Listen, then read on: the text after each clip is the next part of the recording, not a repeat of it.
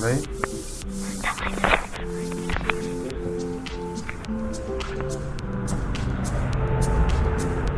Γεια σας.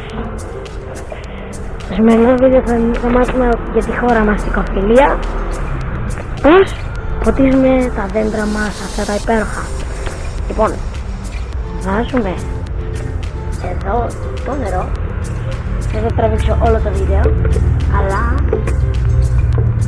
βάζουμε νερό. Όπως έρχεται το νερό σε όλο αυτό, είναι αρκετό νομίζω, και παίρνουμε να το βάλουμε. Λοιπόν, ξεκινάμε με αυτά εδώ τα φυτά, να πάρουμε λίγο νεράκι εδώ, σε αυτό το μικρό που είναι το εθνικό μας δέντρο. Αυτό εδώ το μικρούλι γραμματάκι,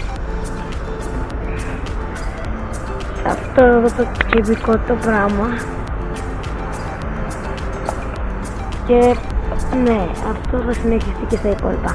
Πάμε να ρίξουμε τώρα αρκετό σε αυτό εδώ.